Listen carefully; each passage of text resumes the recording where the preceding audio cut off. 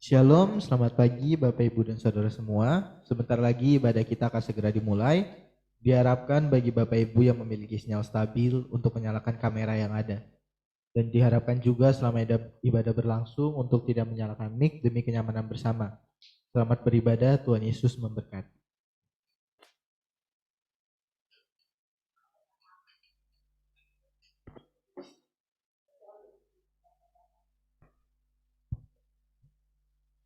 Puji nama Tuhan, mulai pertama saya ucapkan shalom. Selamat pagi untuk kita semua. Selamat datang kembali bagi Bapak Ibu Saudara semua. Walaupun ibadah kita masih via online, masih dari rumah masing-masing, tapi biarlah itu semua tidak pernah mengurangi sukacita kita untuk sama-sama bersekutu mempermuliakan namanya. Puji nama Tuhan, mari tanpa membuang waktu yang ada, kita akan mempersiapkan hati dan pikiran kita untuk beribadah. Kita akan bersatu dulu sebentar untuk menikmati setiap kasih-Nya Tuhan yang tidak pernah berhenti mengalir dalam kehidupan kita.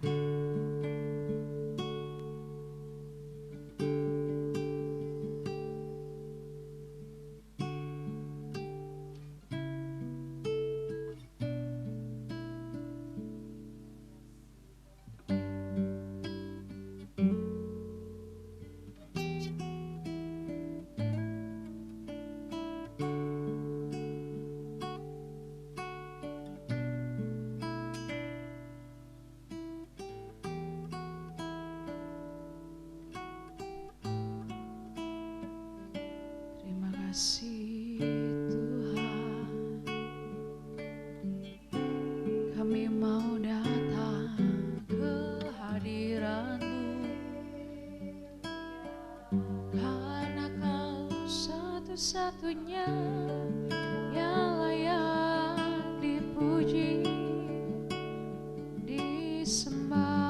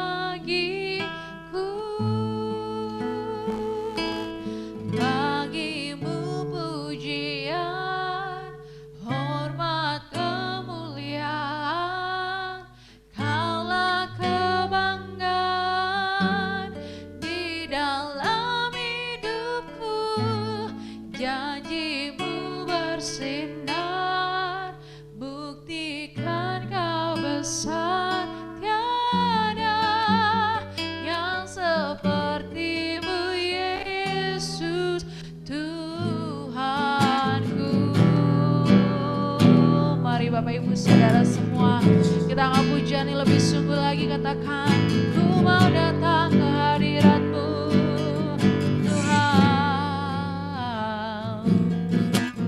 ku datang padamu, membawa pujianku, membawa pujianku.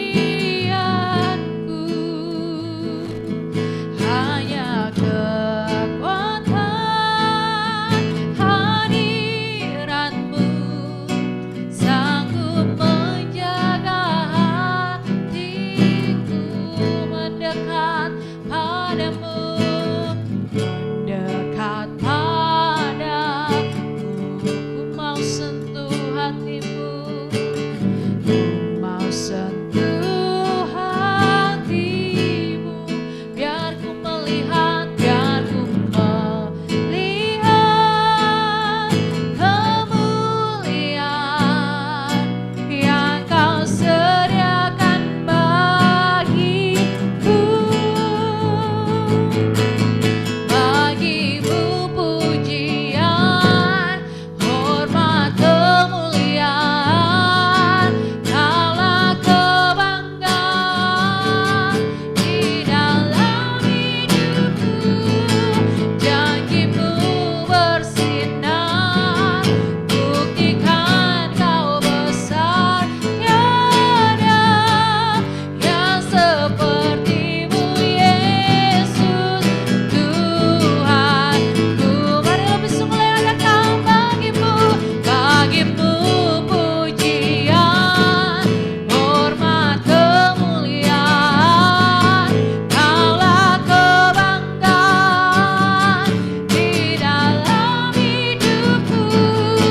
Janjimu bersinar, buktikan kau besar, tiada yang sepertimu Yesus Tuhanku.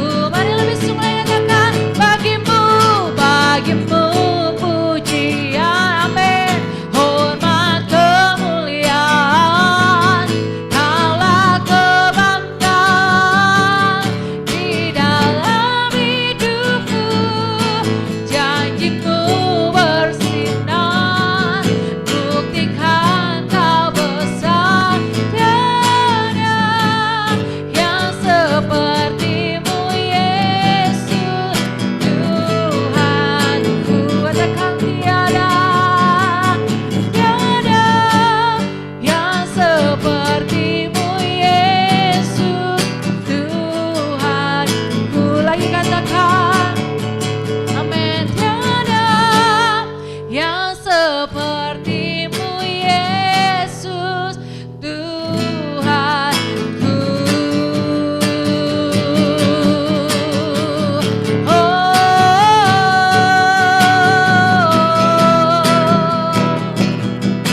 Bagimu segala pujian, hormat, kemuliaan, sana kami tinggikan Kau, karena Kau yang layak dipuji, disembah.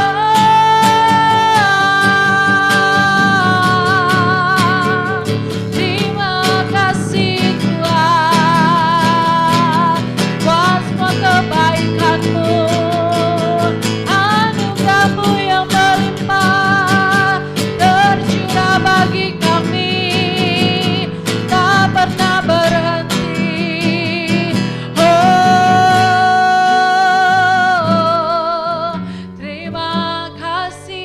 terima kasih Tuhan, haleluya. Ku bersyukur Tuhan buat kasih-Mu, buat penyertaan-Mu. Kau pulihkan kami, Kau ubahkan kami. Oh, kami tahu Tuhan, kami ada karena anugerah-Mu. Kami tahu Tuhan, hari ini kami ada karena darah-Mu telah tercurah, tebus kami dari dosa. Hosana,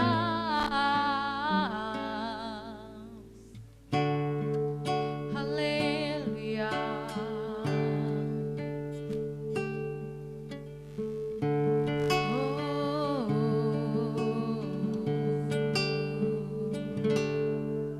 Haleluya, haleluya, bagi anak domba.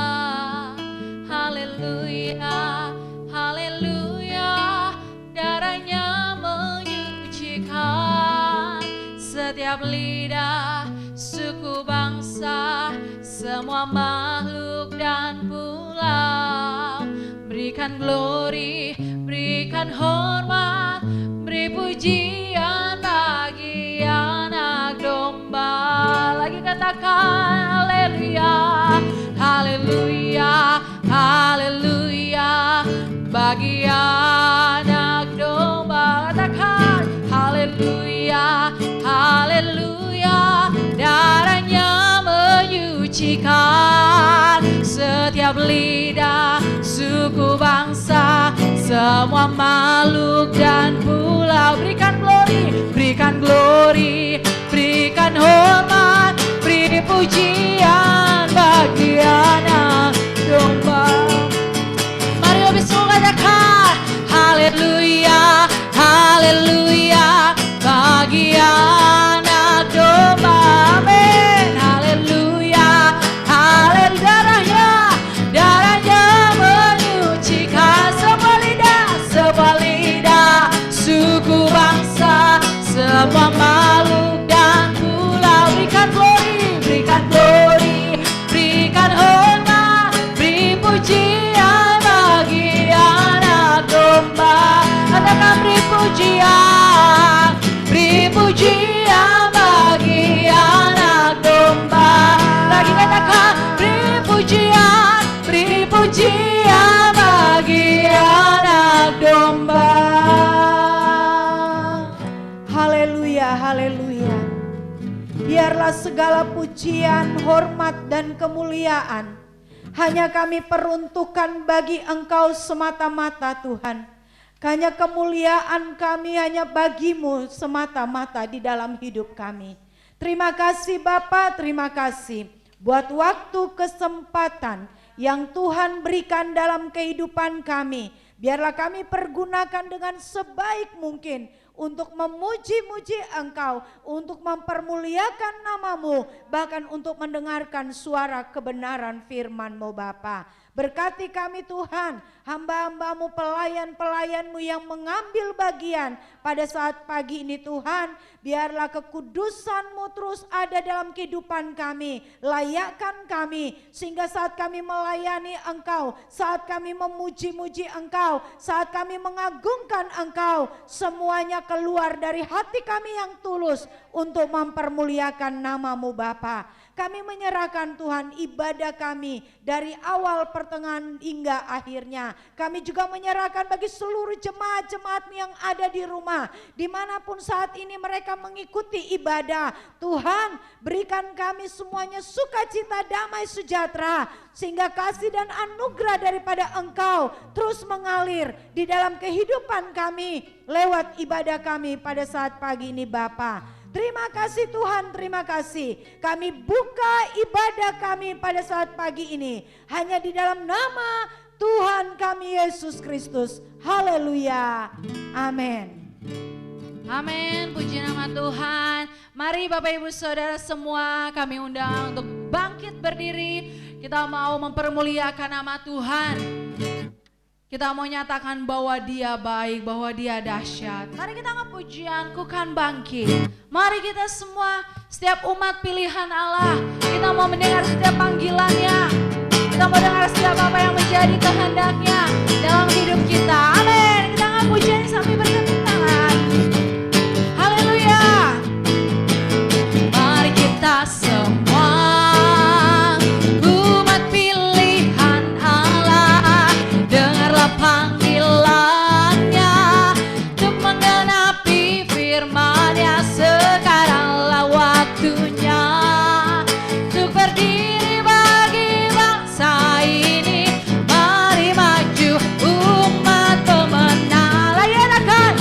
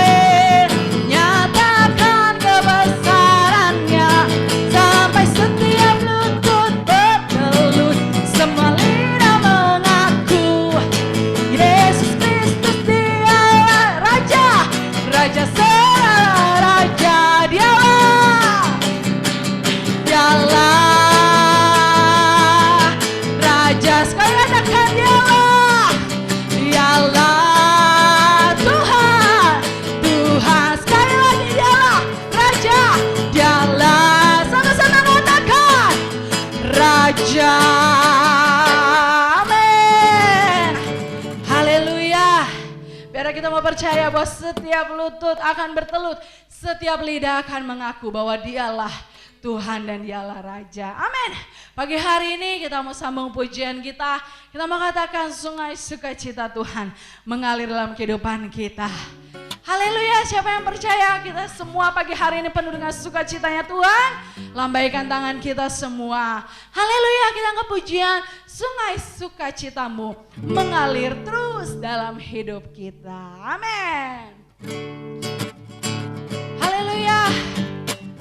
Mari dengan senyum yang termanis, masih dengan senyum yang terbaik pagi hari ini untuk Tuhan kita Sang Raja. Haleluya.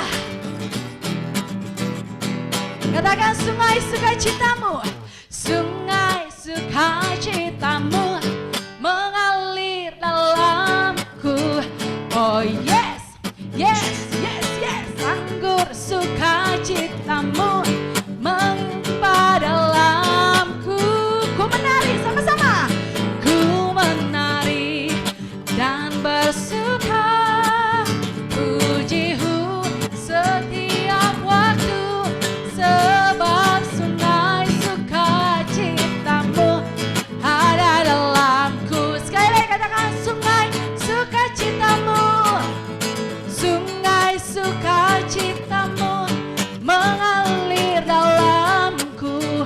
Oh yes, yes, yes, yes, yes. Anggur sukacitamu dalamku.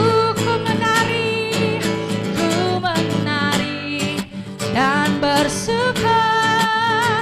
Pujihu setiap waktu.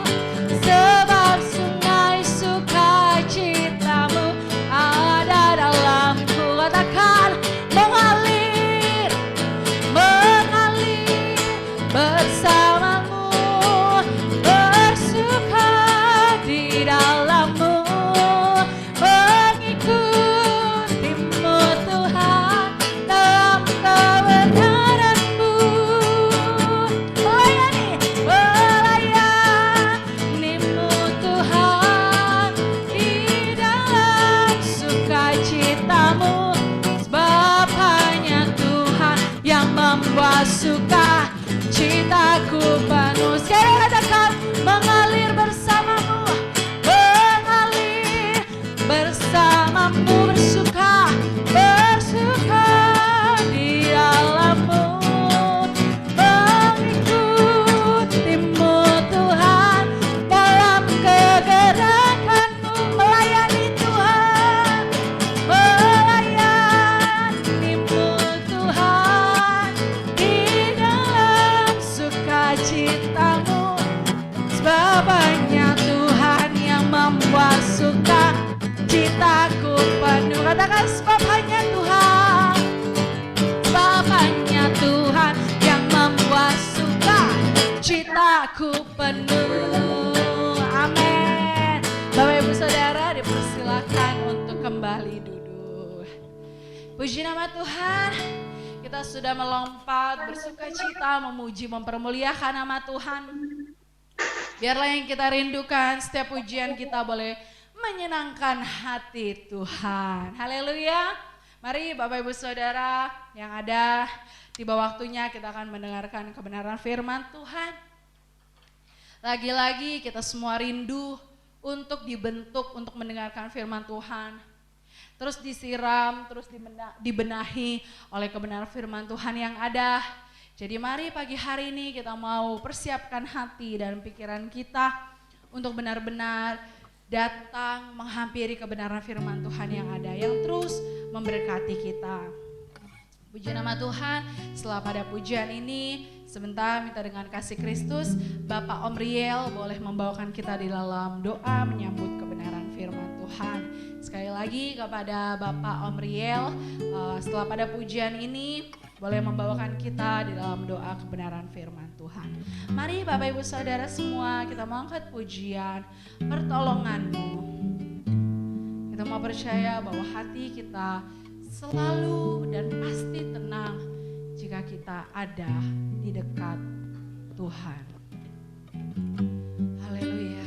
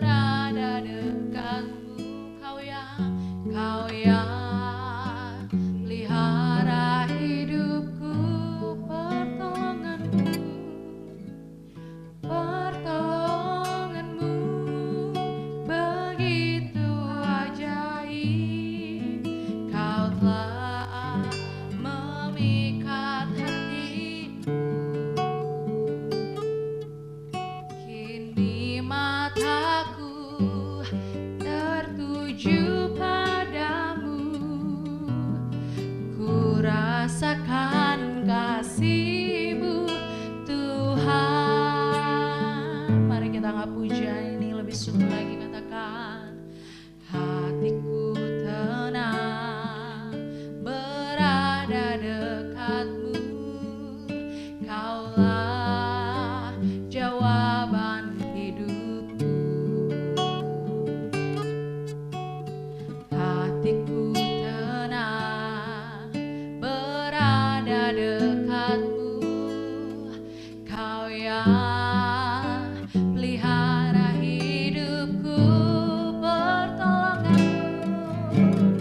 Pertolongan-Mu begitu ajaib, Kau telah memikat hatiku di saat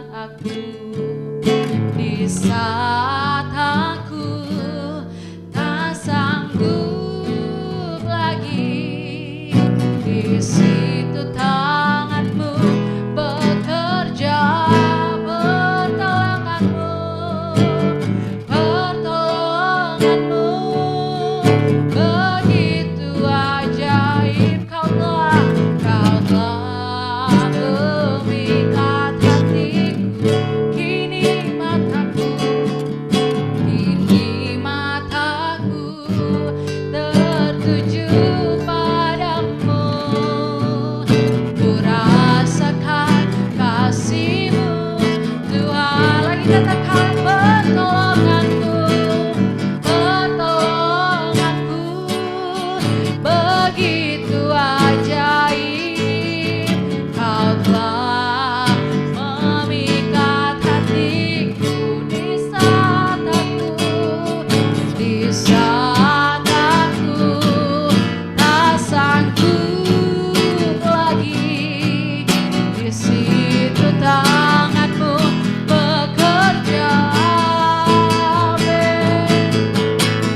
pertolongan-Mu begitu ajaib.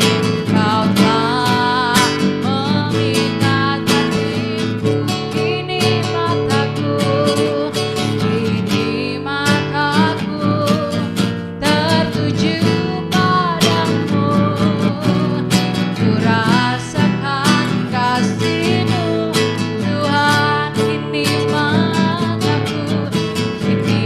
mataku tertuju padamu. Ku rasakan kasih-Mu Tuhan. Lebih suka katakan kini mataku tertuju padamu. Ku rasakan kasih-Mu Tuhan.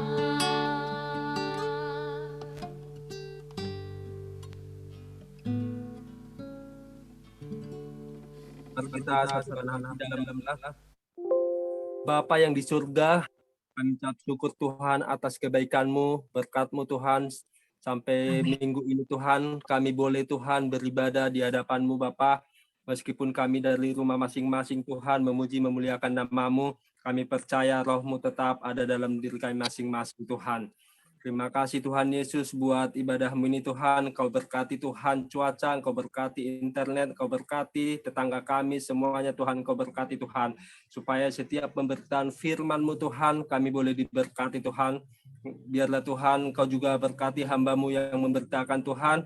Apapun yang disampaikan Tuhan seturut dengan hati-Mu Bapa. Kami boleh diberkati Tuhan dengan kata-katanya Tuhan yang begitu sederhana Tuhan. Dan kami boleh dimengerti Tuhan. Berkati hamba-Mu ini, urapi Bapa. Berkati ibadah kami Tuhan sampai selesainya Tuhan. Tutup bungkus kami dengan kuasa darah-Mu. Ampuni Tuhan segala dosa, pelanggaran yang kami lakukan Tuhan. Di dalam nama Tuhan Yesus kami berdoa. Haleluya. Amin. Amin. Puji nama Tuhan. Bapak Ibu yang dikasihi oleh Tuhan, mula pertama saya ucapkan shalom. Shalom semuanya ya. Sama-sama kita pada saat ini kita mau belajar kebenaran firman Tuhan pada pagi hari ini dengan tema penyesalan yang terlambat. Tema kita adalah penyesalan yang terlambat. Penyesalan itu sendiri artinya adalah keadaan emosi, marah, sedih dengan keadaan dirinya karena suatu kegagalan atau tindakan atau keputusan yang menurutnya salah. Itu yang disebut dengan penyesalan. Dalam kehidupan manusia pada umumnya, pasti setiap manusia pernah mengalami penyesalan demi penyesalan dalam hidupnya karena kegagalan, karena berbagai hal. Ada banyak penyesalan-penyesalan yang mungkin kita alami dalam kehidupan kita. Mungkin sebagai anak kita menyesal kenapa kita menjadi anak yang tidak berbakti dengan orang tua. Ada banyak orang yang menyesal ketika orang tuanya sudah tidak ada lagi di bumi ini, dua-duanya sudah meninggal. Mereka baru sadar bahwa mereka adalah orang-orang yang dulunya tidak berbakti dengan orang tua, tidak merawat orang tua dengan baik. Mereka menyesali itu. Nah, ada juga anak yang menyesali dia nggak berbakti dengan orang tua dan orang tuanya masih ada sekarang ini dan hidup. Ada juga orang yang menyesali, anak-anak muda menyesali dia merasa salah dalam memilih jurusan di dalam perkuliahannya. Kenapa ya aku pilih jurusan ini? Aku ngerasa kayaknya bukan passionku di sini setelah dia udah masuk beberapa semester. Ada orang juga yang menyesal karena dia gagal di dalam keluarganya, di dalam membangun rumah tangganya. Ada juga orang yang menyesal karena dia merasa salah memilih jodoh. Dia merasa salah memilih suami. Dia merasa salah memilih istrinya. Ada juga orang yang menyesal karena dia merasa gagal mendidik anak-anaknya menjadi anak-anak yang takut akan Tuhan. Dan ada juga orang yang menyesal karena banyak kesalahannya. Dia merasa begitu banyak dosanya, begitu banyak pelanggarannya di dalam dirinya. Ada begitu banyak penyesalan-penyesalan. Mungkin orang juga menyesal, dia merasa gagal, tidak bisa menjaga kesehatannya. Selagi dia hidup, dia semau-maunya. Mau makan apa, tidak olahraga ya nggak mau makan semau-maunya, pokoknya nggak peduli. Nah, akhirnya jatuh sakit, dia menyesal. Ada banyak sih, kalau kita mau jabarkan satu dengan persatu yang mungkin tidak saya ungkapkan di sini, yang Bapak, Ibu, anak-anak muda pernah rasakan, pernah alami, pasti pernah mengalami apa yang namanya kegagalan, hingga membuat kita mengalami penyesalan di dalam hidup. Yang namanya manusia saya yakin dan percaya, saya pun pernah mengalami yang namanya kegagalan dan penyesalan dalam hidup. Namun, kita mesti tahu dan sadar bahwa penyesalan dalam hidup ini, itu kalau yang berbicara tentang pemenuhan kehidupan secara jasmani, itu hanya 70-80 tahun. Tetapi ada satu penyesalan yang terbesar dalam hidup kita, kegagalan terbesar dalam hidup kita apa? Ketika kita tidak dikenal oleh Tuhan. Ini adalah penyesalan yang terbesar. Ini adalah penyesalan yang paling mengerikan di dalam hidup kita ketika kita ditolak oleh Tuhan. Kalau masalah penyesalan yang kita alami tadi yang saya bilang gagal sekolah, gagal studi, ekonomi yang gagal dan sebagainya, itu percayalah hanya 70-80 tahun. Kita bisa selesaikan segala sesuatunya dengan tanggung jawab. Tetapi ini yang mengerikan adalah penyesalan ketika kita ditolak oleh Tuhan. Itu adalah hal yang paling menakutkan. Baiklah, kita akan belajar pada hari ini. Kita mau belajar dari beberapa orang di dalam Alkitab, tokoh di dalam Alkitab. Kita kan melihat bahwa seperti apakah mereka tuh pernah mengalami kegagalan dan penyesalan dalam hidup mereka. Tetapi apa reaksi tindakan mereka ketika mereka mengalami kegagalan, penyesalan dalam hidup kita.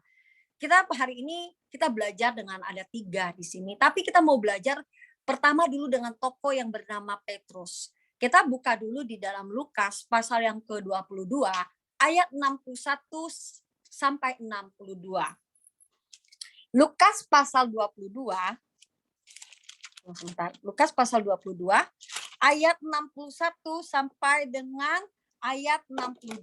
Saya akan bacakan buat kita semuanya. Lalu berpalinglah Tuhan memandang Petrus. Maka teringatlah Petrus bahwa Tuhan telah berkata kepadanya, sebelum ayam berkokok pada hari ini, engkau telah 3 kali menyangkal aku. Lalu ia pergi keluar dan menangis dengan sedihnya. Nah, kita tahu ya, kalau saya mau jabarkan, cerita ini kalau kita mau baca pun terlalu panjang ya, waktu kita sedikit. Tapi saya yakin dan percaya, kita tahu bahwa cerita Petrus ini sangat kita udah tahu lah dari sekolah minggu, bahkan kita tahu ya ketika Petrus dia menyangkal Tuhan Yesus. Ketika orang ketemu nanya, kamu salah satu dari mereka ya, dia nyangkalin. Sampai pada akhirnya memang Tuhan sudah ingatin dia bahwa Petrus, hari ini sebelum ayam berkokok kamu sudah 3 kali menyangkal aku. Nah benar, Petrus ini dia menyangkal Tuhan. Dia menyangkal Tuhan, dikatakan ketika itu dia sadar, ketika bunyi ayam berkokok, Petrus sadar. Lalu apa yang dilakukan? Dia keluar, dia menangis dengan sangat sedihnya. Dia menangis dengan sangat sedihnya. Nah, Petrus dia menyesali kesalahannya. Dia menyesali kegagalannya. Tetapi Petrus tidak tinggal diam di situ loh. Ketika dia menangisi, dia menyesali kegagalannya karena dia sudah menyangkal Tuhan. Kita tahu ya, Petrus terus melanjutkan hidupnya. Kita tahu dia menyembuhkan orang, dia memberitakan Injil. Dan kita tahu Petrus di akhir hidupnya, dia setia sampai mati. Bahkan dia mati disalib terbalik. Itu yang dilakukan oleh Petrus. Dia menyikapi penyesalan kegagalan dalam dirinya ketika dia sudah berdosa, dia menyangkal Tuhan. Dia mengambil tindakan yang penting. Dia tidak terpuruk, dia tidak hanya cuma menyesal. Dia tidak cuma hanya menangisi, tetapi dia ada satu tindakan di dalam diri Petrus, yaitu dia melanjutkan hidupnya, dia bertobat sungguh-sungguh. Kita tahu dia berkhotbah waktu itu 3.000 orang bertobat dan dia terus sampai akhir hidupnya dia setia dengan Tuhan. Nah, demikian juga dengan kehidupan kita. Dalam kehidupan kita, atas apapun kegagalan, kesalahan yang kita buat, kita mau melihat reaksi Petrus. Reaksi Petrus ketika dia salah, ketika dia berdosa, ketika dia menyesali perbuatannya. Dia tidak cukup hanya menyesal dan menangis. Tetapi ada tindakan yang dia lakukan dalam hidup kita. Contohnya, dalam kehidupan kita yang saya sebutkan tadi, ada begitu banyak penyesalan yang saya jabarkan dari yang pertama itu. Mungkin kita sebagai orang tua, mungkin sebagai anak ya, mungkin kita baru sadar waktu orang tua kita masih hidup, mama papa kita, orang tua kita masih hidup, kita jahat, kita nggak memperhatikan mereka, kita misalnya melawan mereka. Tetapi setelah mereka tidak ada, kita sadar, kita menyesal, kita ngaku salah. Nah, orang yang reaksi kalau seperti Petrus, dia pasti, memang mungkin dia nggak bisa mengubah keadaan, dia nggak bisa mengubah keadaan papanya, mamanya kan sudah meninggal, dia nggak bisa mengubah keadaan bahwa dia merawat lagi orang tuanya karena orang tuanya udah meninggal, udah nggak ada di bumi. Tetapi ada hal yang penting yang bisa ia lakukan. Yang bisa kita lakukan adalah mengubah diri kita. Terus berubah menjadi seperti Tuhan. Yang bisa kita lakukan menunjukkan penyesalan kita, kita bertobat sungguh-sungguh, dan kita mengalami perubahan demi perubahan untuk mengenakan pribadi Tuhan. Memang keadaan itu yang tadi saya bilang, orang tua kita nggak mungkin lagi dong kita bangunin dia dari kubur, bangun Pak, aku mau kasih Papa ini, aku mau ini, nggak bisa lagi berbuat apapun. Tetapi masih bisa ada kesempatan selama masih hidup, kita memperbaiki diri kita minta maaf, kita minta ampun sama Tuhan, terus kita lanjutkan hidup kita bisa melakukan banyak hal bagi Tuhan. Kita bisa melakukan, mengubah karakter kita, melakukan banyak hal bagi sesama kita bisa melanjutkan hidup kita. Nah, demikian juga ada banyak hal di dalam hidup kita, penyesalan, kegagalan, mungkin kita merasa bahwa kita adalah orang yang berdosa. Banyak pelanggaran kita, banyak cacat celah kita menyesal. Tetapi kita hanya sekedar menyesali, menangisinya, tetapi besok berbuat lagi. Ada istilah katanya Kristen tomat. Hari ini tobat, besok kumat. Nah, kita mau belajar seperti reaksi dari Petrus. Saya tahu ya, pasti dia mengikuti perjalanannya untuk mengikut Tuhan itu nggak gampang. Nah, demikian juga kehidupan kita ketika kita menyesali suatu kesalahan yang menurut kita besar sekali, yang menurut kita enggak bisa dimaafkan. Ketika kita tulus, kita datang sama Tuhan, Tuhan aku sudah bersalah, aku sudah berdosa, aku sudah gagal dalam ini, aku gagal Tuhan. Aku minta ampun, aku mau berubah Tuhan. Ada kesempatan kalau kita masih hidup, ada kesempatan bagi kita untuk membenahi diri kita, untuk kita berubah menjadi seperti Tuhan, sehingga kita tidak mengalami penyesalan yang dinamakan dengan penyesalan yang terlambat tadi. Nanti akan saya jabarkan di belakang. Nah, ini kita belajar reaksi dari Petrus. dia tidak tinggal diam. Ketika dia gagal, ketika dia salah, dia terus bertindak, dia terus berjuang untuk dia berkenan di hadapan Tuhan. Nah, sama seperti kita pada pagi hari ini. Kita mau terus berjuang. Kita mau terus berjuang apapun yang mungkin menjadi kelemahan kita, apapun yang menjadi kesalahan kita, kegagalan kita. Kalau kita berpikir kegagalan masalah apapun dalam hidup kita, kita berjuang perbaiki. Yang masalah sekolah, yang masalah ekonomi apapun, kita lakukan dengan tanggung jawab. Ingat, kadang lewat kegagalan hidup itu Tuhan bisa pakai menjadi sarana untuk mendewasakan kita, menjadi berkat kekal dalam hidup kita. Jadi kita berfokuslah terus kepada Tuhan. Karena kita tahu bahwa penyesalan terbesar kita ketika kita ditolak oleh Tuhan. Jadi kita melihat reaksi pertama dari Petrus ketika dia mengalami kegagalan, mengalami penyesalan dalam hidupnya. Dia melakukan tindakan yang dia terus mencari Tuhan, dia bertahan sampai garis finish, dan kita tahu dia endingnya, dia mengalami kemenangan bersama dengan Tuhan. Itu Petrus yang kita lihat yang pertama. Yang kedua, kita belajar lagi dari tokoh murid Tuhan juga yang bernama Yudas. Yudas kita akan melihat di dalam Matius pasal yang ke-27, Matius pasal yang ke-27 ayat 3 sampai yang ke-5. Saya akan bacakan buat kita semua. Pada waktu Yudas yang menyerahkan dia, melihat bahwa Yesus telah dijatuhi hukuman mati, menyesalah ia. Lalu ia mengembalikan uang yang 30 perak itu kepada imam-imam kepala dan tua-tua. Dan berkata, aku telah berdosa karena menyerahkan darah orang yang tak bersalah. Tetapi jawab mereka, apa urusan kami dengan itu? Itu urusanmu sendiri. Maka ia pun melemparkan uang perak itu ke dalam bait suci. Lalu pergi dari situ dan menggantung diri. Nah, di sini kita melihat ya, bahwa di sini dikatakan bahwa di ayat yang ketiga, Yudas itu menyesal. Kita tahu ya cerita ini di mana Yudas mengkhianati pribadi Tuhan kita Yesus Kristus ketika dia menyerahkan Tuhan Yesus kepada imam-imam. Nah, Yudas menyadari itu satu kesalahan, dikatakan di sini menyesalah ia. Lalu ia mengembalikan uang itu. Tetapi yang dilakukan oleh Yudas ketika dia menyesali, dia pergi menggantungkan diri alias bunuh diri. Padahal kalau dipikir masih ada kesempatan bagi Yudas pada waktu itu, dia masih diberi kesempatan hidup. Tapi Yudas yang mengakhiri kesempatan yang Tuhan beri itu dengan cara dia membunuh dirinya. Hingga penyesalan yang Yudas alami, dia menyesali tetapi tidak dia bertindak seperti yang Petrus lakukan untuk dia bertobat sungguh-sungguh, untuk dia berbalik, untuk dia mengenakan lagi berusaha untuk hidup berkenan. Tidak dilakukan oleh Yudas. Tindakannya, reaksinya ketika dia mengalami penyesalan di dalam hidupnya, kegagalan dosa, yang dia lakukan adalah dia menggantung dirinya. Nah, di sini hai anak-anak muda, jangan sampai ada yang di sini ya nanti putus cinta minum baygon sayang. Jangan sampai ada seperti itu ya. Atau bapak-bapak, ibu-ibu yang mungkin mengalami masalah yang sangat berat, tantangan yang sangat berat, sampai mau mengakhiri hidup. Jangan. Mungkin di sini nggak ada yang punya pikiran untuk bunuh dirinya atau menggantung dirinya. Tetapi ketika dia menghadapi penyesalan dalam hidupnya, kegagalan dalam hidupnya, gagal mungkin merasa gagal menjadi seorang istri, gagal menjadi seorang suami, gagal dalam rumah tangga, gagal dalam ekonomi, gagal dalam banyak hal. Tetapi di sini jangan seperti Yudas yang dia hanya cukup menyesal tetapi dia tidak melakukan hal yang positif yang dilakukan seperti yang dilakukan Petrus. Dia menggantung dirinya. Mungkin di sini kita tidak ada yang membunuh, mungkin tidak berpikir membunuh diri kita.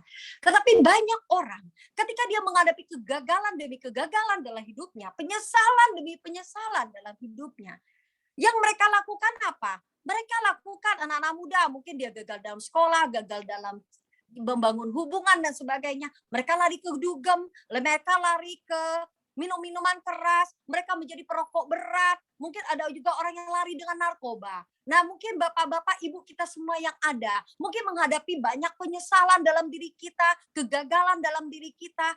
Kita jangan seperti Yudas. Kita mau di dalam hidup kita, jangan ketika kita menghadapi kegagalan, penyesalan, kita kecewa dengan Tuhan. Kita lari. Kita tadinya rajin berdoa, stop, nggak mau berdoa. Karena kegagalan, karena penyesalan yang terjadi, karena banyak hal yang terjadi dalam hidupnya. Baca Alkitab sudah malas. Ikut ibadah Zoom udah malas. Untuk berdoa udah malas. Ngapa-ngapain udah malas. Kecewa dengan Tuhan. Memang dia nggak bunuh dirinya. Kalau dia biarin seperti itu, sebenarnya dia sedang membunuh manusia batinianya secara perlahan-lahan, membunuh manusia rohaninya secara perlahan-lahan, tanpa disadari kalau dia tidak berubah dan bertobat, ini akan berakibat mengerikan. Terjadilah penyesalan yang terlambat itu, penyesalan di atas segala penyesalan. Karena kalau kita tidak berubah, kita akan ditolak oleh Tuhan. Nah, hati-hati dalam hidup kita. Apapun pagi hari ini, saya tidak tahu Bapak Ibu, kita semua yang ada. Apa yang kita alami dalam hidup kita? Kegagalan apa? Kita merasa kayaknya aku berat jalanin hidupku. Ibu Iing sih nggak tahu sih. Ibu Iing nggak ngalami. Aku yang ngalami hidup ini. Hidup ini berat. Hidup ini sukar. Hidup ini penuh tantangan. Aku merasa gagal. Sebagai orang tua aku merasa gagal. Sebagai anak aku merasa gagal. Sebagai istri aku merasa gagal. Aku gagal di banyak hal, Bu Iing. Tetapi firman Tuhan menawarkan pada pagi hari ini. Ketika engkau menyesal dengan sungguh-sungguh, engkau mau berbalik seperti yang dilakukan oleh Petrus. Tuhan dengan tangan terbuka menerimamu dan sungguh-sungguh lanjutkan hidup, berubah dan terus berubah dari hari ke hari. Dan jadilah berkenan di hadapan Tuhan. Jangan kita bodoh seperti Yudas. Dia sudah menyesal, tetapi dia caranya menyikapi penyesalannya, kegagalannya dengan cara yang salah. Jangan. Pagi hari ini, yuk, apapun yang kita alami, kegagalan apapun, percayalah, sebenarnya kegagalan terbesar dalam hidup ini ketika kita ditolak oleh Tuhan.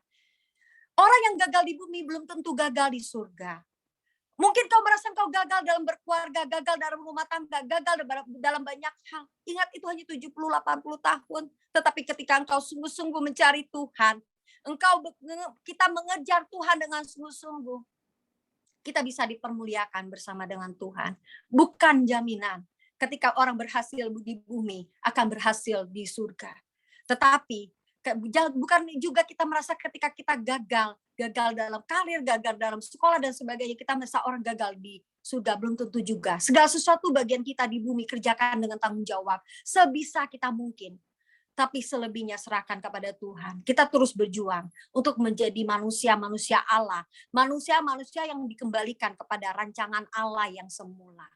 Jadi jangan kita melakukan kesalahan lagi di balik penyesalan kegagalan kita. Jadi karena udah gagal, melakukan kesalahan lagi. Udah gagal, bukan perbaiki diri, bukan bertobat sungguh-sungguh, bukan dekat sama Tuhan, malah jauh sama Tuhan. Malah meninggalkan Tuhan, malah kecewa, malah hidup se-out-outnya semau-maunya. Pokoknya udah, aku nggak peduli lagi. Aku nggak peduli lagi yang namanya gereja. Aku nggak peduli lagi yang namanya Tuhan.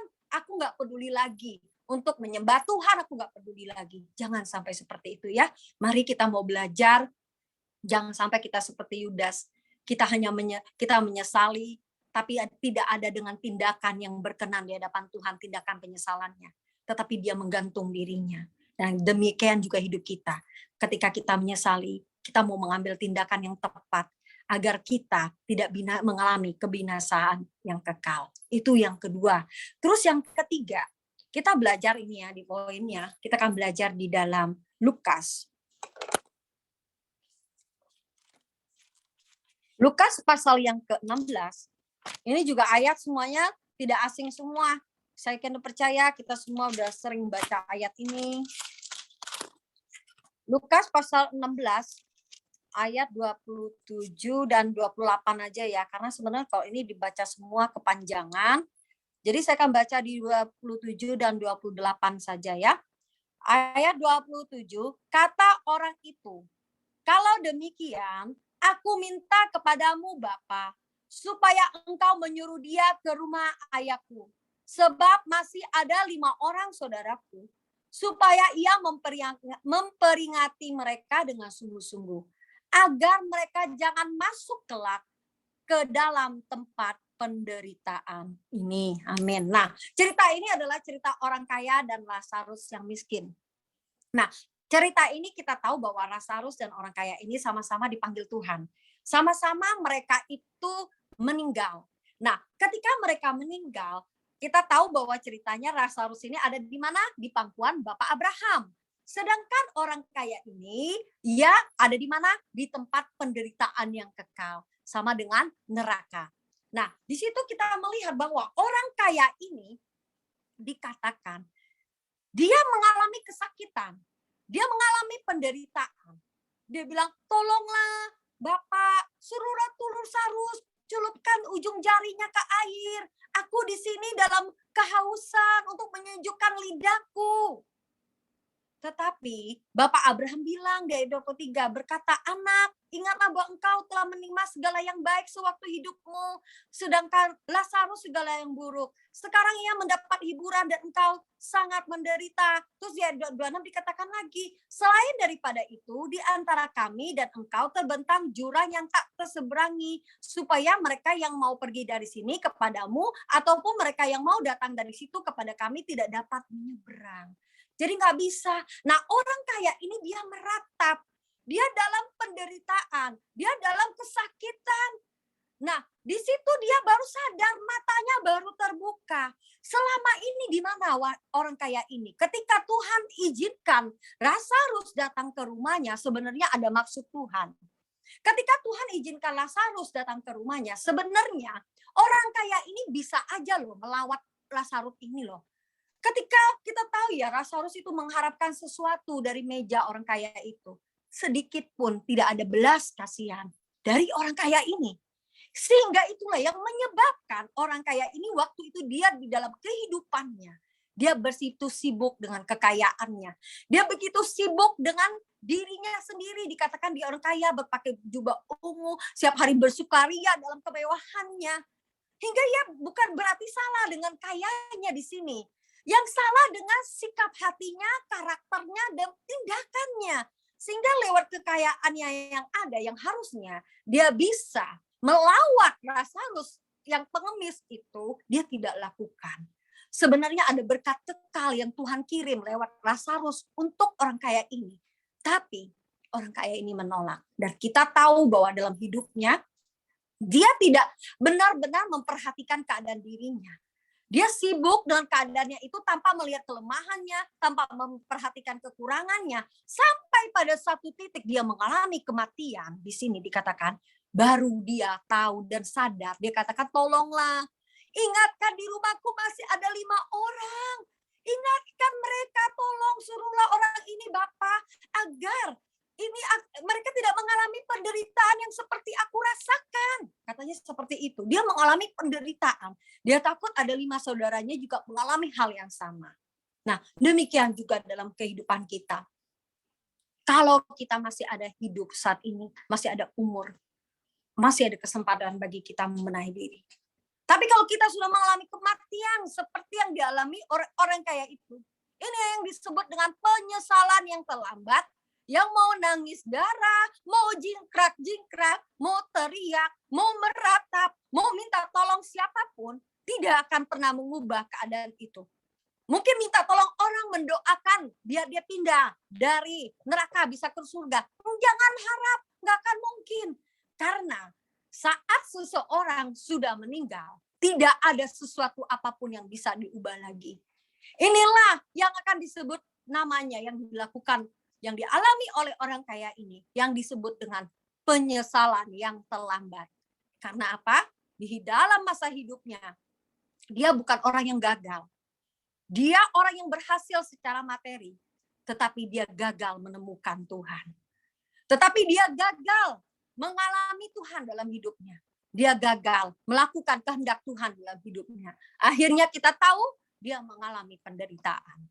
Kiranya Bapak Ibu yang dikasihi oleh Tuhan, anak-anak muda dan untuk saya sendiri, jangan sampai kita mengalami hal ini. Jangan sampai kita mengalami kengerian yang dahsyat ini. Jangan sampai kita mengalami penyesalan yang luar biasa ini mengerikan. Nah, inilah disebut dengan penyesalan yang kita tidak bisa mengubah apapun. Maka daripada itu, selagi masih ada kesempatan saat ini, mari kita bertobat. Kita sungguh-sungguh berbalik kepada Tuhan. Kita mau mengerjakan hidup kita ini untuk semakin berkenan. Dalam hidup kita ini, kita yang memilih dalam hidup kita ini. Kita mau buat apa, kita mau berkenan sama Tuhan atau tidak. Ini saya membaca ini, saya belajar ini, saya juga ngeri, saya juga takut. Jangan sampai Iing yang sudah ibadah, yang sudah melayani, yang sudah istilahnya melayani dan sebagainya. Tetapi ujung-ujungnya endingnya ada di tempat ini. Ini adalah hal yang paling mengerikan dalam hidup kita. Ini ada ratap tangis dan kertak gigi di sini. Penderitaan di atas segala penderitaan, dan penderitaannya adalah penderitaan yang kekal yang tiada akhirnya. Ini mengerikan. Makanya pagi hari ini firman Tuhan mengingatkan kita untuk kita tidak ada di sini. Kita mau berjuang untuk kita. Ketika kita salah, banyak dosa atau apapun, perbaiki diri kita terus dari hari ke hari. Saya tahu itu enggak gampang. Tetapi kita terus berjuang. Jangan sampai kita ada di tempat ini. Jangan sampai kita mengalami hal yang dialami oleh pria yang kaya raya ini. Dia di bumi berhasil. Dia dipuja orang. Tetapi di kekekalan dia ditolak oleh Tuhan. Janganlah kita merasa kecil karena kita mungkin kok gagal gini ya, kok aku hanya orang biasa. Tuhan tidak lihat itu. Tuhan melihat hidupmu yang terus berubah, karaktermu yang berubah. Ingat satu hal, kegagalan terbesar kita adalah ketika kita tidak melakukan kehendak Tuhan. Ingatlah kegagalan dalam bumi, gagal studi, gagal rumah tangga, gagal apapun dalam hidup kita. Itu sebatas 70-80 tahun tidak kekal. Tetapi kegagalan kita mengikut Tuhan, itu berdampak kekal. Kekal dan sampai selama-lamanya di dalam kengerian yang kekal. Nah, kita mau melihat bahwa, jangan sampai ya kita melihat bahwa ini orang kaya ini ketika dia mati, meninggal, dia baru sadar, dia baru menyesal. Udah terlambat, benar-benar terlambat.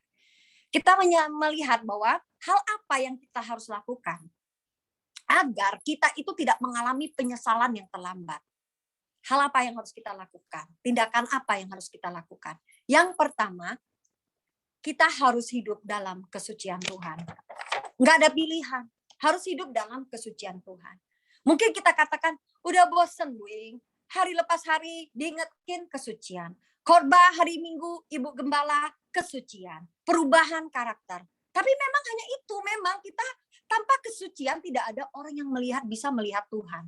Di dalam Matius dikatakan pasal 5 ayat yang ke-8.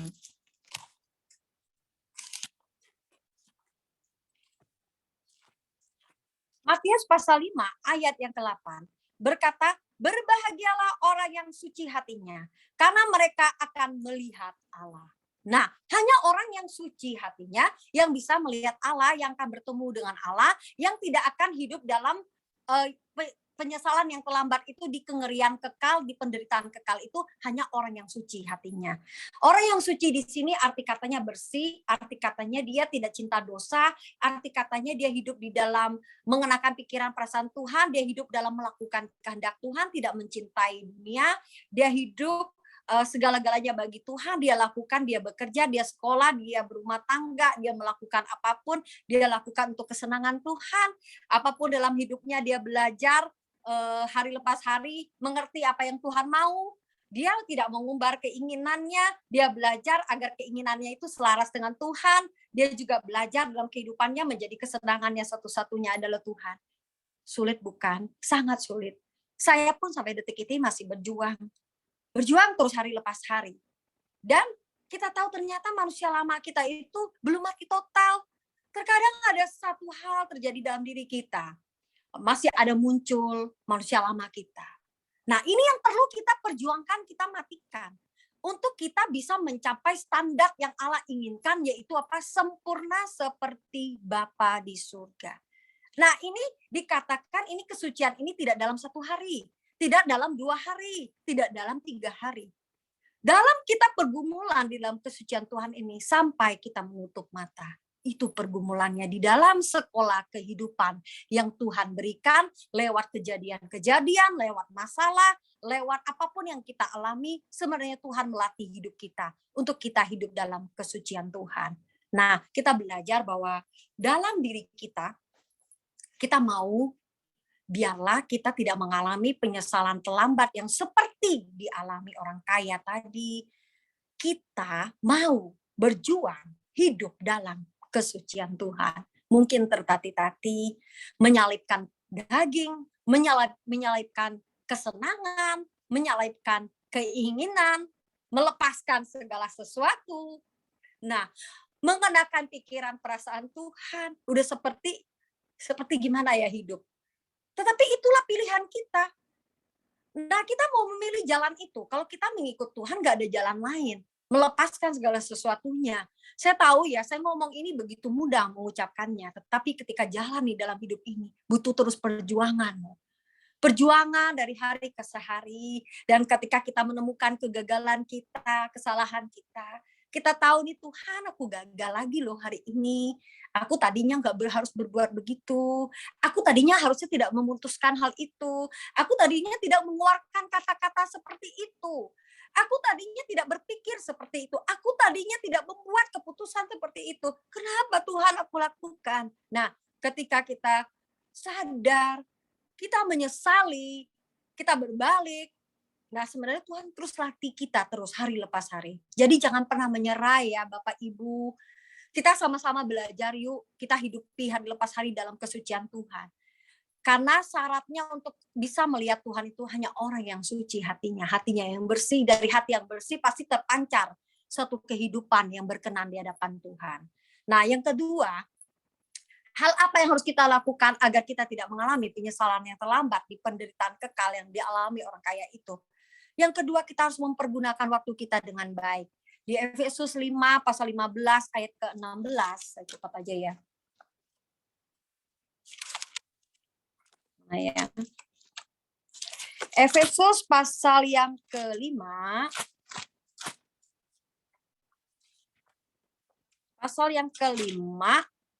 ayat 15 dan 16 saya akan bacakan. Karena itu perhatikanlah dengan saksama bagaimana kamu hidup. Jangan seperti orang bebal, tetapi seperti orang arif. Dan pergunakanlah waktu yang ada, karena hari-hari ini adalah jahat. Nah, kalau kita nggak mau mengalami penyesalan yang terlambat, kita harus belajar menggunakan waktu kita dengan baik. Sekarang ini kita masih diberi kesempatan sama Tuhan untuk hidup. Umur kita berapa sekarang? Kalau kita 50 tahun, sisa hidup kita berapa? Kalau 70 sampai 80 tahun, sisa 20 antara 30 tahun. Kalau umur udah 60 tahun, tinggal sisa berapa? Nah, kalau mungkin muda pun, sekarang muda pun 40-30 pun bisa dipanggil Tuhan. Kita tidak pernah tahu kapan waktu terakhir hidup kita. Bisa hari ini, bisa sebentar kita habis Zoom ini, bisa dimanapun bisa terjadi, bisa di jalan, bisa di tempat tidur kita, bisa di rumah sakit, bisa dimanapun. Kita tidak pernah tahu kapan waktu terakhir kita hidup di bumi ini. Tetapi selagi ada kesempatan waktu yang Tuhan berikan dalam hidup kita mau mengisinya dengan hidup semakin berkenan di hadapan Tuhan.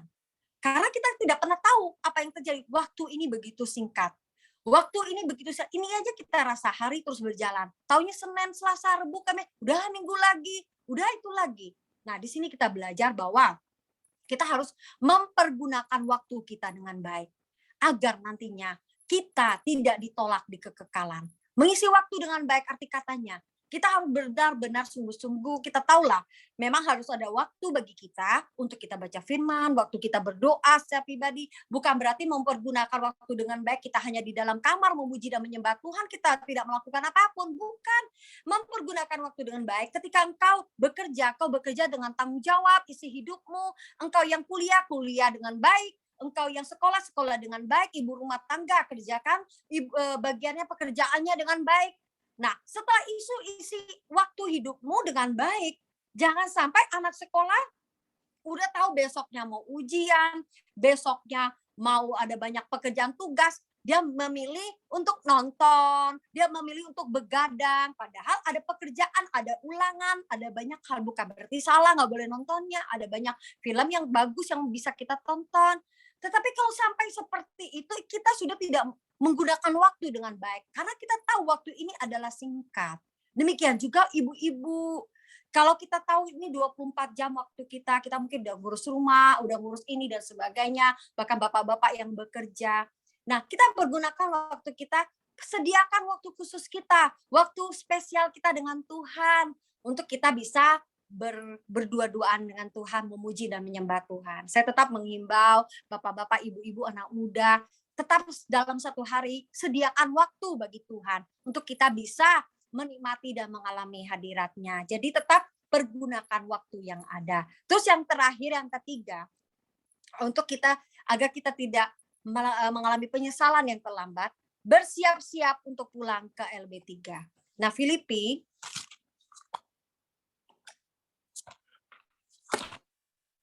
pasal yang ketiga ayat 20, pasal 3 ayat 20, di sini katakan, karena kewargaan kita adalah di dalam surga, dan dari situ juga kita menantikan Tuhan Yesus Kristus sebagai juru selamat. Nah, di sini jelas dikatakan kewargaan kita ini adalah kewargaan surga. Jadi di bumi ini, kita ini hanyalah, bukan rumah kita. Di bumi ini hanyalah hunian sementara. Saat kita dipanggil Tuhan, saat kita meninggalkan dunia ini, tidak ada apapun yang kita bawa. Gak mungkin kita bawa rumah kita, bawa mobil kita, bawa apalagi kesulitan, nggak mungkin kita bawa. Dan kita tahu bahwa sebenarnya kita ini hanyalah musafir, hanyalah pendatang di bumi ini. Kalau kita sadar akan itu, kita mulai bersiap-siap untuk pulang ke rumah kita yang sesungguhnya. Nah, kalau kita jangan sampai mengalami penyesalan dalam hidup kita, sebenarnya ketika orang pulang itu ada dua. Pulang ke rumah Bapa atau pulang bersama dengan iblis. Nah, pilihannya itu ada di tangan kita masing-masing. Kita yang memilih. Nah, kita yang memilih, kita berjuang di sini untuk bersiap-siap pulang. Arti katanya, dari kita di bumi ini, kita udah mulai memindahkan hati kita pada kerajaan surga. Kalau dulu jujur, saya dulu Kristen ke gereja. Kalau ngomong masalah kematian, rasanya kayak tabu.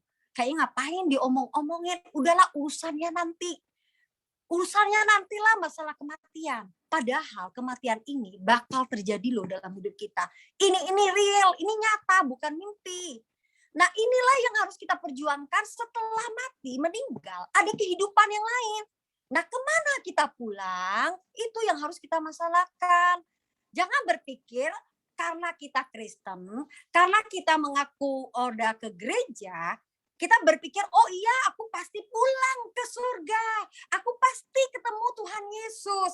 Kalau engkau Kristen, kita Kristen, tapi tidak mengalami perubahan karakter, hidupnya jahat, tidak berubah, tidak hidup dalam kasih, tidak hidup melakukan kehendak Tuhan, mimpi kali ya bisa pulang ke rumah Bapa. Nah, inilah yang menjadi perjuangan kita. Kita mulai ketika kita sadar kita banyak masalah ya, ibu-ibu, bapak-bapak mungkin banyak masalah kita hadapi. Kita mulai berpikir, ya udahlah, aku lakukan bagianku aja, selesaikan tanggung jawab. Namun apapun ya udahlah, sementara inilah di bumi, masalahku juga nggak selamanya, paling 70-80 tahun. Nantinya kalau aku bertahan, aku berjuang, nantinya aku kan bersama Tuhan. Nah, ingat gitu penghiburannya. Terus lagi kita berpikir, hati-hati juga kalau kita mengalami kenyamanan dalam hidup. Kenyamanan, pokoknya hidupnya dalam keadaan kenyamanan. Ingat juga, jangan tenggelam dengan kenyamanan. Berpikir, asik, kipas-kipas nyaman hidupku, bahagia aku, anakku baik, ekonomiku cukup, semuanya enak. Ingat, ini pun akan dilepaskan pada akhirnya. Jadi jangan tenggelam di situ, jangan pautkan hati di situ. Itu semua bukan milik kita, hanya dititipkan Tuhan sama kita. Jadi tidak ada yang kita genggam di bumi ini. Kita harus mulai pindahkan diri kita ini pada kerajaan surga. Saya tuh terus belajar, saudara. Dulu peperangan melawan diri ini kayak, oh iya, orang manusia itu bakal meninggal, manusia itu bakal mati. Nanti ada dua tempat loh. Nah, ini yang harus kita sadari setiap hari bahwa kita bisa setiap kapanpun dipanggil Tuhan dan kita memilih kita mau ada di mana.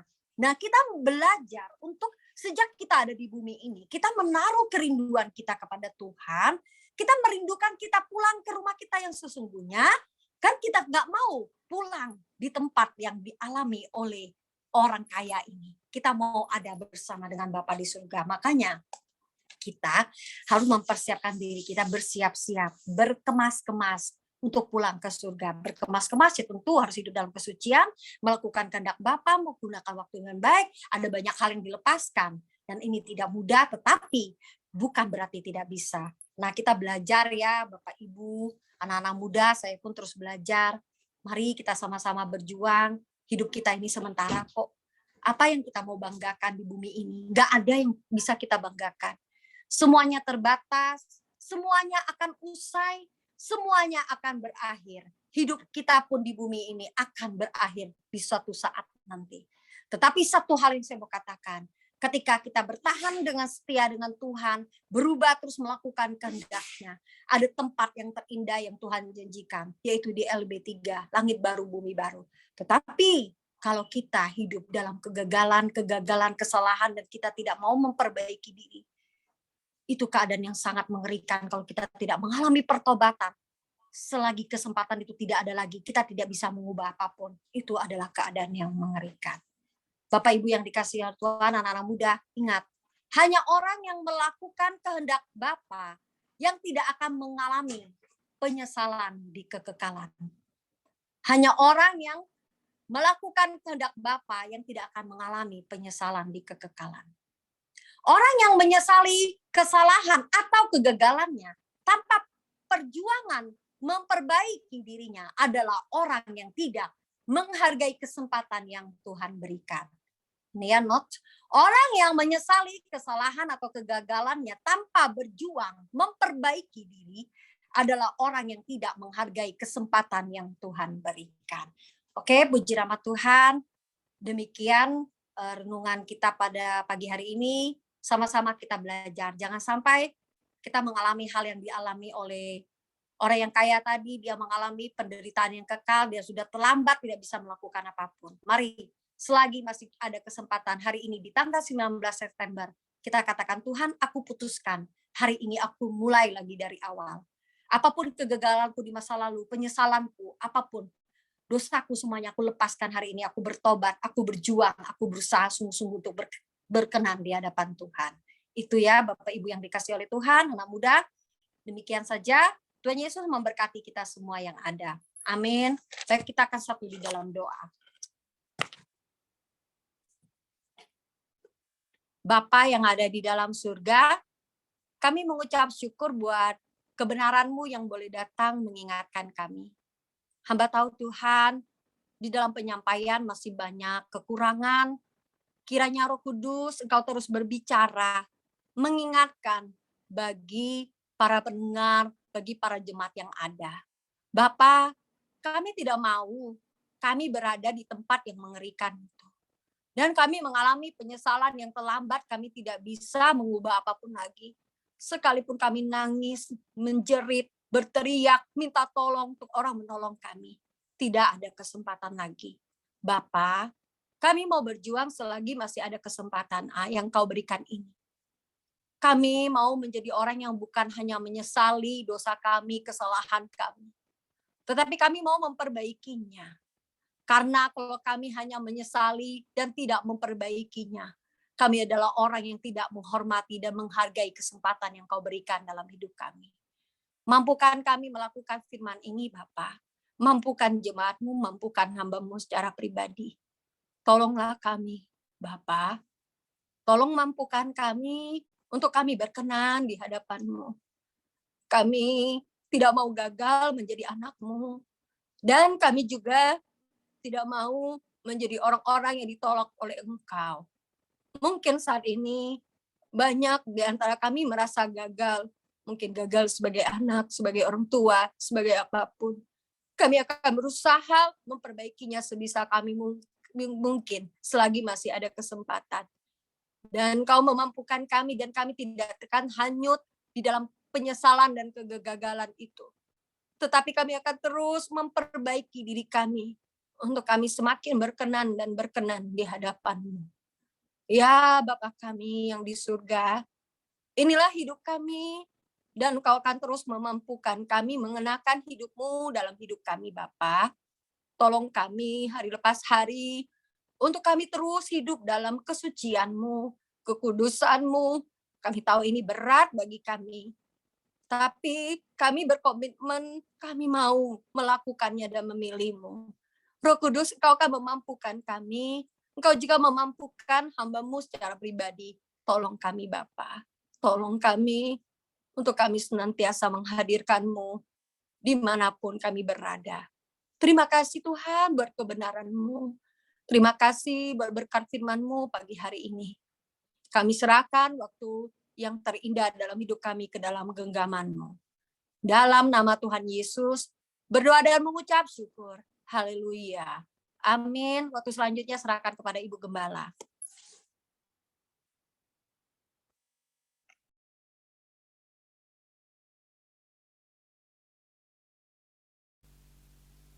Amin. Puji nama Tuhan ya.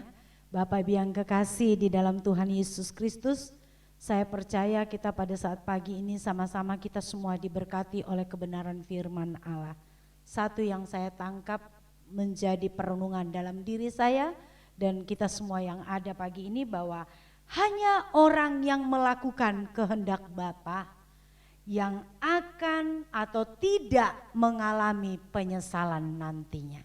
Itu sebabnya Bapak Ibu yang kekasih, keadaanku dan keadaanmu seperti apapun di dunia ini belum terlambat jika waktu yang ada masih diberikan. Mari kita mau terus berjuang.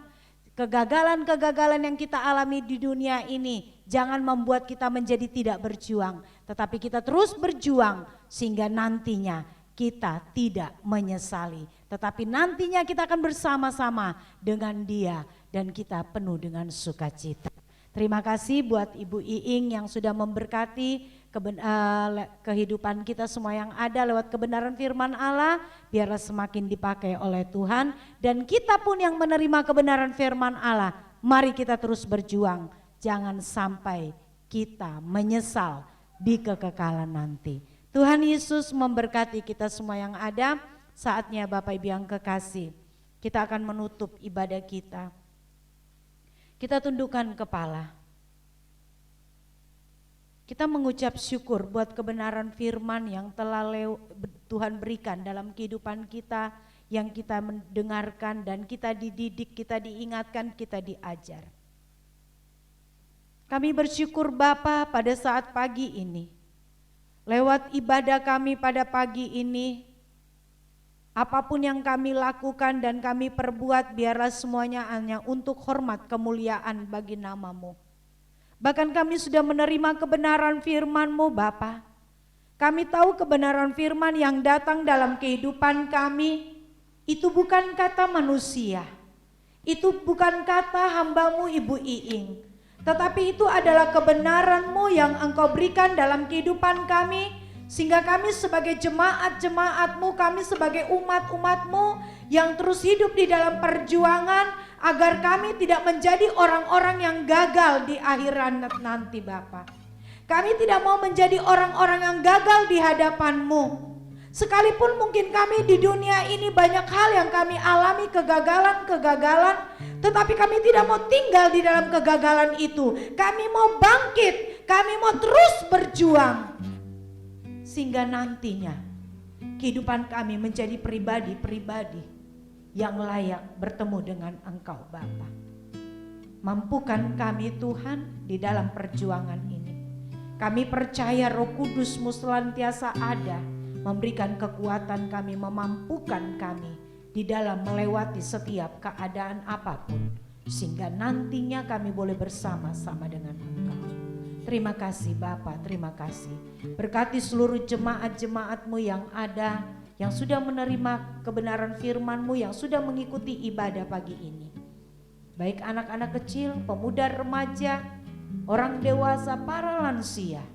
Biarlah seluruh jemaat-jemaat-Mu, apapun yang mereka alami saat ini, keadaan apapun yang mereka alami, tidak membuat jemaat-Mu menjadi lemah, tidak membuat jemaat-Mu menjadi cengeng, tidak membuat jemaat-Mu menjadi menyerah. tetapi lewat keadaan-keadaan apapun yang dialami oleh jemaatmu, di situ mereka mengalami Engkau, di situ mereka mengalami berkat-berkat yang kekal bersama dengan Engkau Bapa. Terima kasih Tuhan, terima kasih. Kami bersyukur Bapa, biarlah kehidupan kami dari setiap waktu, setiap hari, kehidupan kami terus untuk hidup di dalam kehendak-Mu. Terima kasih Bapa, saatnya Tuhan kami akan menutup ibadah kami. Dan saatnya kami akan berpisah satu sama lain lewat Zoom ini. Dan biarlah Tuhan kami menerima berkat-Mu.